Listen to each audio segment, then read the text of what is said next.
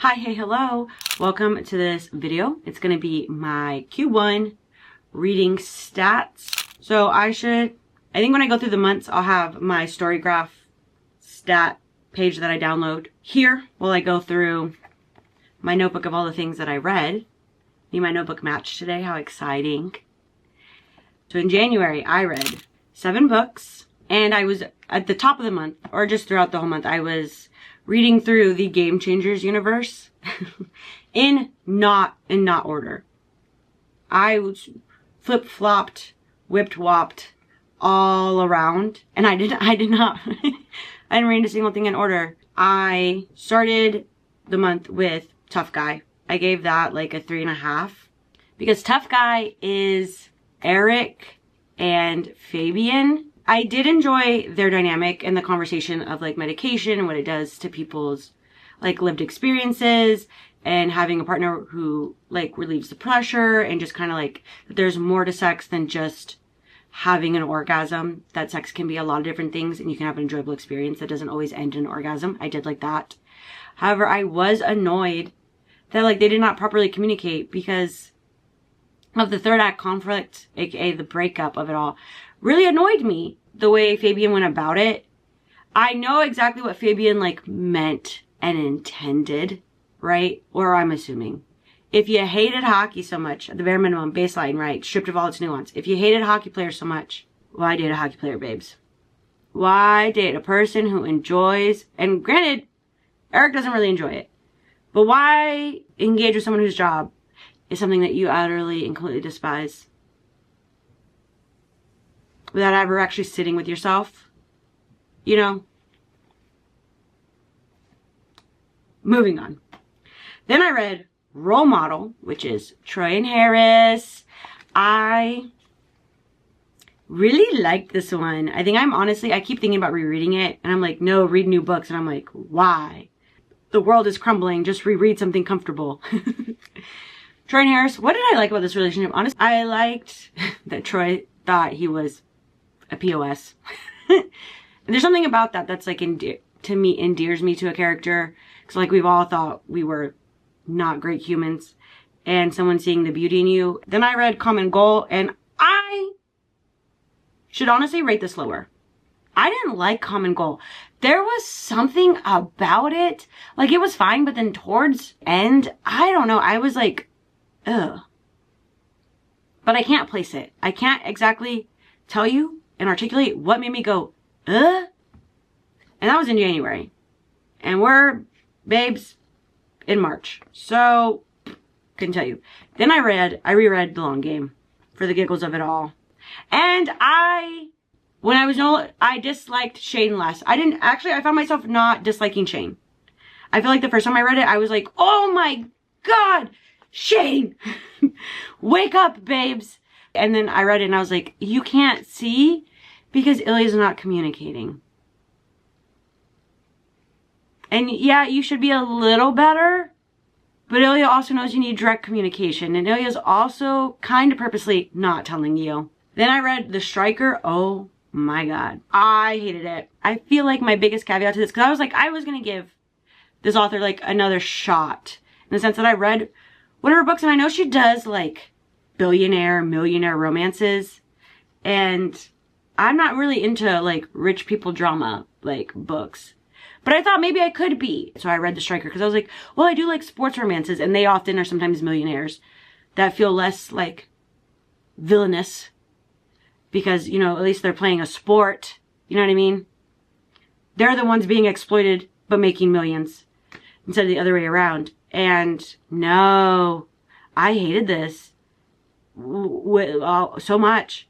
He was basically the vibe of a mafia heir with her, but being a like left striker on a soccer team. And I was like, ew. You sure you don't have any mafia ties? Like, what is happening? Like, why am I getting a weird dark romance vibe? And also, as someone who played soccer, you cannot convince me. You cannot convince me that when they were playing games that they have beef so big that the defender, who is wildly out of place, by the way, would refuse to kick the ball to the striker, aka the forward of it all, when he's in position for the goal, all because of some beef? No. No, sorry. Sorry. Anyways, then I read Loves of Our Lives, which is a poem collection. And there was something about reading that one. It felt different than the first one, even though the format is exactly the same. This one felt more essay-like instead of like poetry or like spoken word of sorts. But I don't know why I felt that way, because she narrates both audiobooks, and I listened to the audiobooks while also reading the book in tandem. And there's something that felt different about this book than the other ones. And maybe I just didn't vibe with the poems, the spoken word, the essay, whatever, as much. Then I read through Gates of Garnet and Gold. I just continue on in the series just because I kind of want to know what the kids are up to. And there are moments, there are a lot of one-liners in this series that really like, ooh, punch to the heart. I listened to it while cleaning, and I think that was a bad idea. I think I should have gone to the library or gone to Barnes & Noble and like held the book in my hand while listening to the audiobook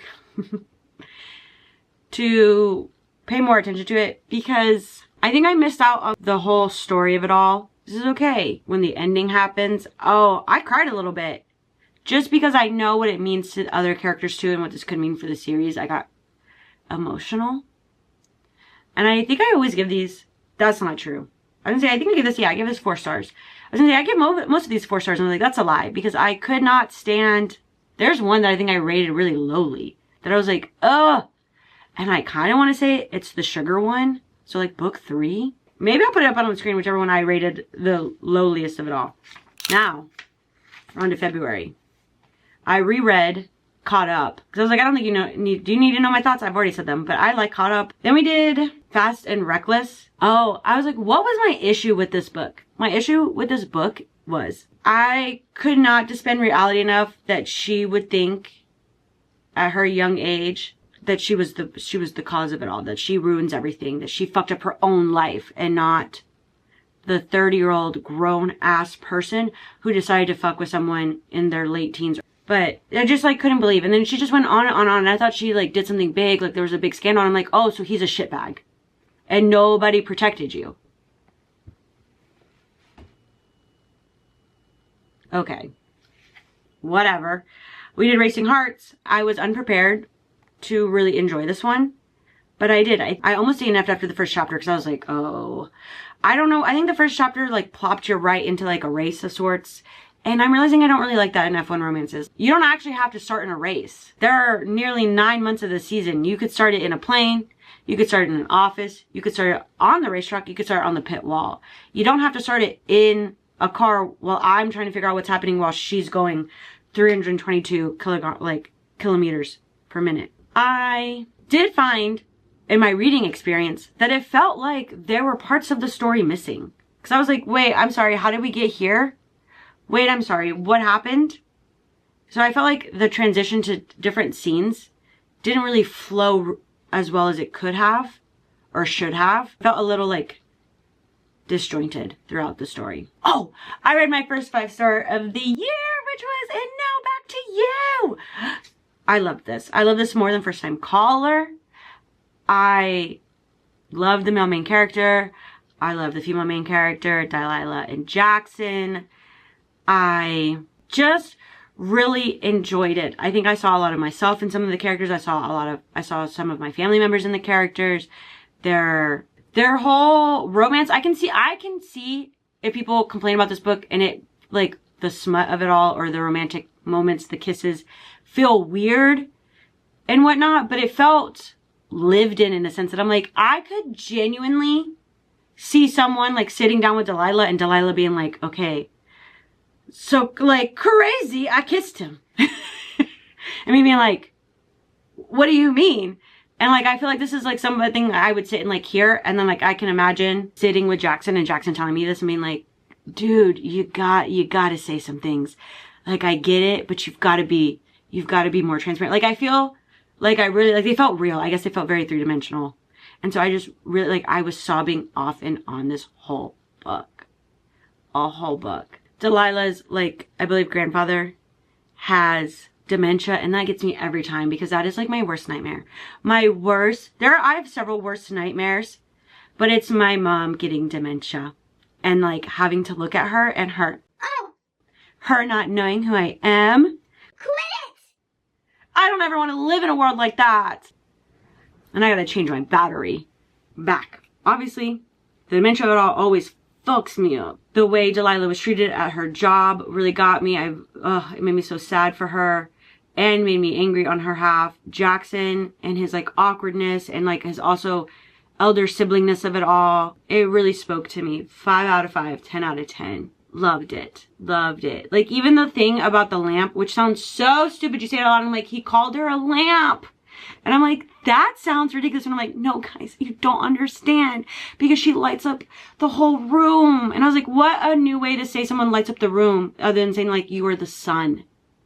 Or like, the light of my life. It's like, you're like such a lamp. You bring such warmth to the world. And he's like, and I feel like my lamp is broken. And it's like, to be the one who's not chipper and that people say, oh, you just light up a room.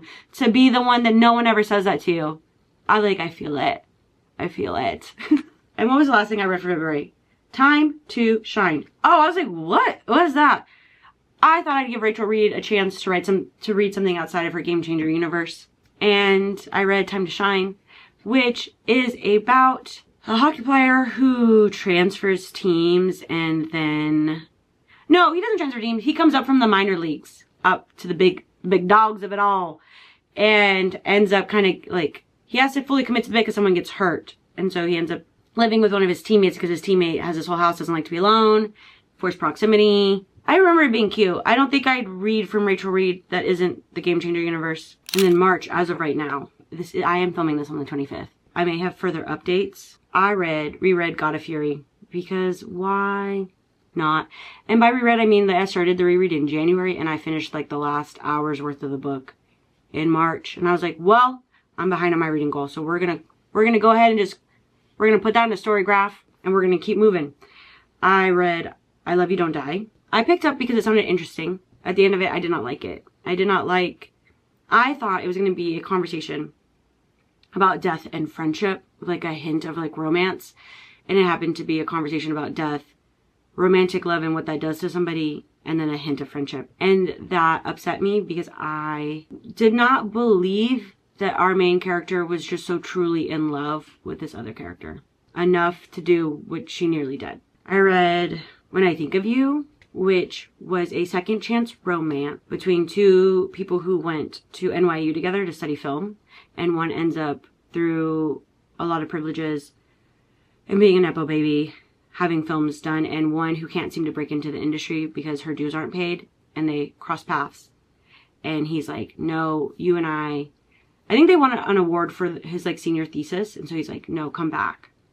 Like, help me do this film that I'm doing. And he brings her along, and the second chance romance, second chances of it all.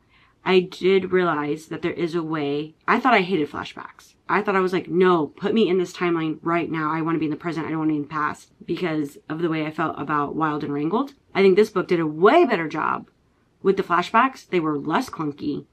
They really made sense in the story. Like a lot of times people's inner monologues where they just go back into a flashback doesn't always make sense to me and just like a casual romance. But this one I was like, oh, I understand now. Like it flowed really well. And then when we got, and those weren't even like flashbacks. They were just like thoughts because then the actual flashbacks were like an entirely different text where we got whole scenes. And even then I wasn't like annoyed. I was like, oh, feels so incredibly crucial to where they are right now in the present timeline. This is why this flashback is coming up. And it made everything make sense. So I have to commend that book. And granted, I have not read a lot of second chance romances. And I just thought it was so well done that it made sense for it all. That I was like, wow. I was irritated though, because don't do a miscommunication trope when it's just not speaking. Stop it. Have a genuine miscommunication and not just a lack of speaking to one another. I didn't really like that at all. And as of right now, the book that I just finished is Hunt the Villain. I found it yummy and juicy in the moments where they were both, they're verse. And so when they were, I don't know, how do I describe it? Like both topping each other / like not topping, like physically, like verbally. The mafia vibe of it all, where it's like, you fucking take it, right? It wasn't just one direction. It was both directions. And that was so yummy in the book. It was the slowest burn in this universe. And I say that as I've only read 6 of the 30. But it did take, like, the first kiss doesn't happen until nearly like 100 and like 30 pages in, 127 pages in. I wanted, I think, more. I think she could have written like another 200 pages and I would have enjoyed the softness of the relationship, the tenderness, and I think we missed out on it. And I feel like in her other romances, we get a little bit more tenderness throughout the book, and this one we didn't. I wish that would have been fleshed out more. So I think another 200, I would have read another 200 pages. These books have no plot. There's none. Add another 200 pages, babe. Add another 200 pages. Yeah, although, of trigger warning, maybe if I would have gone on a website, I would have seen this, but they dropped the F slur like 3 times in this book, and I jumped each time because I was like, whoa, whoa, whoa. Unprepared. That's all I currently have for March. We're back for one more book. I did read one more book in the week since I last filmed, which was Game On. Y'all, 5 out of 5. 5 out of 5. I would say my biggest complaint about this book is that there is a resolution to a plot that I rolled my eyes because I was like, I know you didn't just resolve this person of their sketchy actions, their inappropriate actions, their illegal actions, their criminal actions. Huh? But alas, it wasn't enough to deter me. Because I was giggling, I was screaming, I was yelling. I wanted more. And I'm really hoping that she writes more. Because, oh, and the epilogue? Yes. Yes. Give me more epilogues that do not end in one of 2 ways. You know what I mean, Jelly Bean? Give me something else. Oh, it was just so good. I like immediately finished it when I heard my roommate was in the like living room, and I ran and I was like, oh my God, you have to read this. And by you have to, I mean you don't have to, but they enjoyed Caught Up, and I was like, I think you'll really like Game On. Oh my gosh. And then I also have the audiobook through Libro, and if you get the audiobook, y'all, she includes all the bonus chapters. So instead of having to buy different editions, they're all there if you want to listen to them auditorially. Also, I think if you can get it from the library, then hello. Anyways, I loved it. Today's Wednesday. I'm going to record this, publish it. But yesterday, the best of Tuesdays. Best of Tuesdays. Game On, 5 out of 5. And then look what came in the mail. You're getting a little yap, so.